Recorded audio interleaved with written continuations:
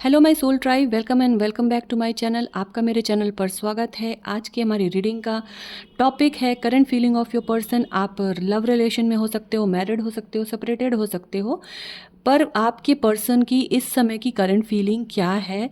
उसके पहले हम देखेंगे आपकी और आपके पर्सन की एनर्जी, किस एनर्जी में है आप दोनों, और फिर डिवाइन का मैसेज क्या है आपके इस रिलेशनशिप के लिए, या डिवाइन गाइडेंस क्या होगी वो हम देखेंगे। तो चलिए, अपने पर्सन का नाम लीजिए, उन्हें याद करिए। इस वीडियो के थ्रू पहली बार मेरे चैनल पर आए हो तो प्लीज़ मेरे वीडियो को लाइक करो, चैनल को सब्सक्राइब करो। रीडिंग आपसे रेजोनेट करे तो 1111 टाइप करके क्लेम ज़रूर करिएगा। हमारी reading collective general timeless reading होती है। इसमें एनर्जीज़ की बातें होती हैं, जेंडर स्पेसिफिक नहीं होती। तो हर एक चीज़ आपसे रेजोनेट करे ऐसा होना पॉसिबल नहीं है, क्योंकि ये कलेक्टिव रीडिंग है। तो जितना आपसे रेजोनेट करे अपने पास रखिए, बाकियों के लिए छोड़ दीजिए। चलिए देखते हैं पहले कि मेरे जो व्यूवर्स हैं, मेरे जो सब्सक्राइबर्स हैं, वो किस एनर्जी में हैं और उनके पर्सन किस एनर्जी में है। इस समय आप दोनों की एनर्जी क्या है, फिर आपके साथ के रिलेशनशिप के लिए उनकी फीलिंग क्या है, और डिवाइन गाइडेंस लास्ट में देख के हम ये रीडिंग एंड करेंगे। पहले देखते हैं कि आपकी फीलिंग क्या है, आपके पर्सन की फीलिंग क्या है, मेरे जो व्यूवर्स हैं वो किस फीलिंग, किस एनर्जी में है, और उनके पर्सन किस एनर्जी में है। ओके, वाओ, ठीक है। देखिए, फ़िलहाल आप दोनों, जो मैंने कार्ड्स निकाले, आप दोनों नेगेटिव एनर्जी में थे, लेकिन अब जो इस समय है, आप दोनों ग्रो कर रहे हो, आप दोनों ने बैलेंस बना लिया है नई अपॉर्चुनिटी की तरफ। देखिए, आपकी पहली बात बोलूँ कि आप नेगेटिव थे, ब्लॉक सिचुएशन में थे, आप बहुत ज़्यादा डिप्रेशन में थे, आपको कहीं ना कहीं लगता था हर तरफ से सिर्फ प्रॉब्लम्स ही प्रॉब्लम्स आ रही हैं, कोई भी चीज़ अच्छी या सही नहीं हो रही। पर उसके बाद आपने अपने आप को रिलेशनशिप से अलग हट के आपने अपने आप को करियर में इन्वॉल्व किया, स्टडीज़ में इन्वॉल्व किया, और अब आप वहाँ पर ग्रो कर रहे हो और सारा फोकस आपका इस समय करियर पर है। आपके पर्सन भी रिलेशनशिप में बहुत ज़्यादा ओवरबर्डन फील कर रहे थे, और इस समय वो भी अपनी लाइफ में बैलेंस लेके आ चुके हैं। कहीं ना कहीं उनके करियर में या लाइफ में आप दोनों का मैं एक चीज़ देख रही हूँ कि आप ब्रेकअप सिचुएशंस में हो, और आप दोनों इस समय एक दूसरे से टच में नहीं हो। सबसे बड़ी बात तो यही है। और शायद दोनों किसी अलग अलग पर्सन के टच में हो, एज पर कार्ड यही एनर्जी अभी मुझे दिख रही है। चलिए आगे देखेंगे कि आपके पर्सन, आपकी लाइफ में भी कोई नया पर्सन मुझे दिख रहा है, और आपके पर्सन की लाइफ में भी कोई नया पर्सन दिख रहा है। बात कर रहे हो उसके साथ, कोई, मैं ये नहीं कह रही कि सीरियस हो गए हो, पर बात कर रहे हो। चलिए देखते हैं कि आपके पर्सन की फीलिंग क्या है, करेंट फीलिंग उनकी आपके साथ के रिलेशनशिप के लिए, आपके साथ के रिलेशनशिप के लिए वो क्या सोचते हैं।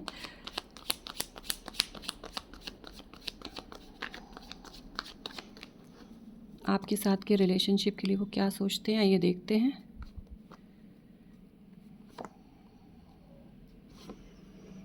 ओह वाओ,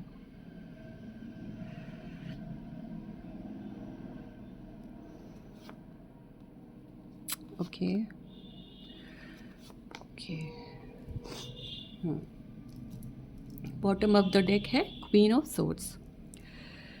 देखिए, कहीं ना कहीं आपके साथ वो बहुत ही ज़्यादा पॉजिटिव एनर्जी में हैं, आपके लिए अच्छा सोचते हैं, भले ही वो किसी और से बात कर रहे हैं या करियर में फोकस्ड हैं। जैसे आपका भी मुझे दिख रहा है कि या तो कोई नए पर्सन से आप बात कर रहे हो, या आपने अपने आप को करियर या स्टडीज़ में फोकस करके रखा है।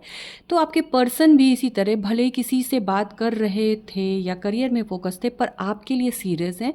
आपको शायद उनको दूसरी जगह जाने के बाद या किसी और से बात करने के बाद रियलाइजेशन हुआ कि नहीं, आप ही उनके सोलमेट हो, आप ही उनका प्यार हो, आप ही उनकी विश फुलफिलमेंट हो। कहीं ना कहीं से वो आपके साथ आना चाहते हैं। फैमिली इन्वॉल्व है, फैमिली प्रेशर की वजह से शायद चीज़ें ख़राब हुई थी, पर अब वो फैमिली से भी बात कर चुके हैं। कोई एक ऐसा पर्सन है जिसकी वजह से ओवरऑल आप लोगों के बीच में चीज़ें ख़राब हो रही थी, क्योंकि उनको आपका रिश्ता, उस पर्सन को आपका रिश्ता नहीं अच्छा लगता था या नहीं पसंद आता था। पर अब वो किसी की भी फ़िक्र नहीं करने वाले हैं, किसी की भी उनको परवाह नहीं होने वाली है।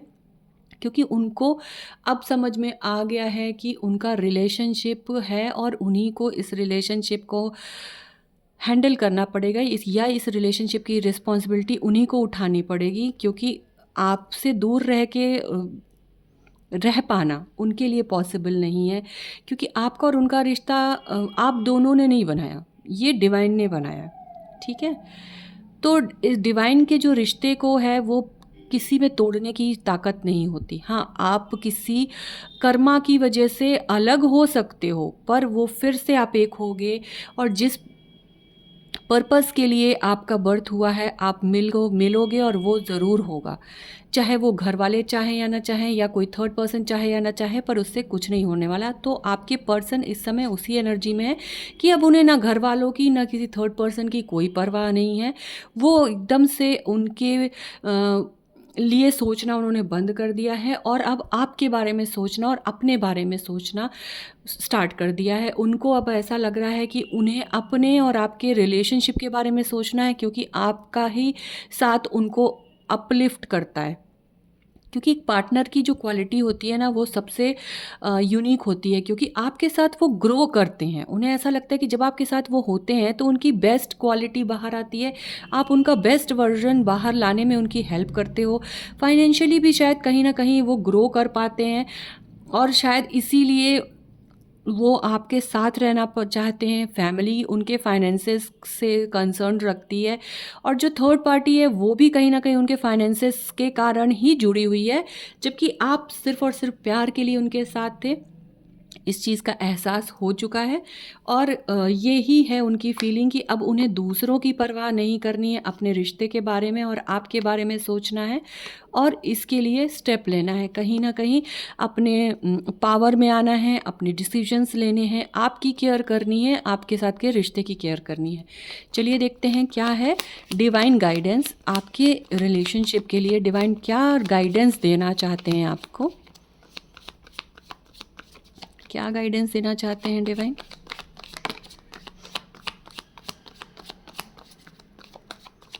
इस रिलेशनशिप के लिए आपको, आप दोनों को स्पेशली, आपको क्या गाइडेंस देना चाहते हैं? ओके, देखिए बहुत ही क्लियर मैसेज है। डिवाइन आपको बता रहे हैं कि आप थोड़ी थोड़ी बातों पे ओवरबर्डन मत होइए, स्ट्रेस मत होइए कि आपके मन का नहीं हुआ तो आपको लगने लगा कि यार मेरे हिसाब से नहीं हो रहा तो ये रिश्ता अच्छा नहीं है, या ये ऐसा नहीं करेगा।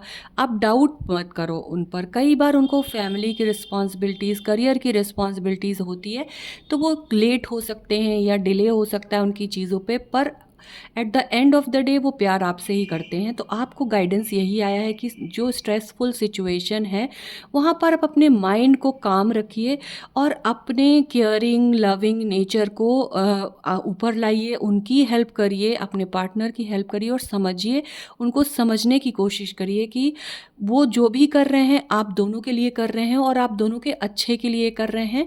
और बहुत ही जल्द आप दोनों का जो एफर्ट है वो पूरा पे होगा। आप दोनों का साथ दुनिया, डिवाइन ने लिख रखा है, कोई नहीं रोक सकता, आज नहीं तो कल।